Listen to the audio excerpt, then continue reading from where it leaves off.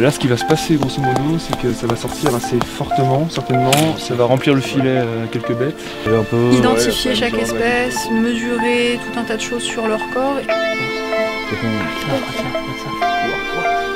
Ah, le grand-duc!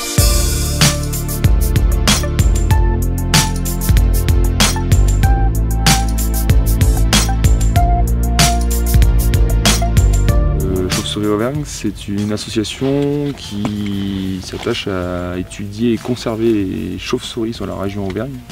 Et sur cette opération aujourd'hui, en fait, on est à la recherche d'une espèce en particulier, qui est une espèce qu'on appelle l'oreillard montagnard, donc qui fait partie d'un groupe de chauves-souris qu'on appelle les oreillards.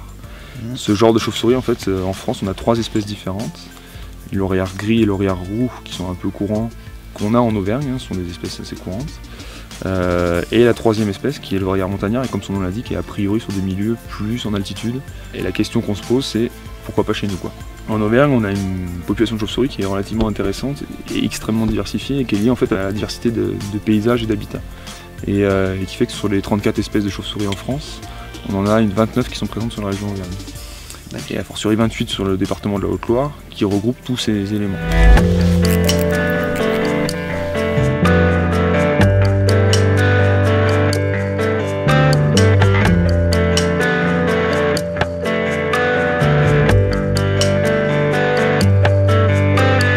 Alors la capture temporaire pour les chauves-souris, la première chose à préciser, c'est que toutes les chauves-souris sont protégées par la loi. Donc elles nécessitent dans un premier temps une formation et une autorisation préfectorale. Et à partir de là, à partir du moment où on a cette autorisation, on utilise en fait un système de filets qu'on appelle des filets type japonais, qui sont les mêmes que pour les oiseaux en fait. Ce sont des filets en fait avec des poches dans lesquelles les chauves-souris vont se prendre et tomber dedans. Et elles vont s'en mêler dans les mailles. Et à partir de là, nous, on fait un relevé régulier toutes les 10 minutes à peu près.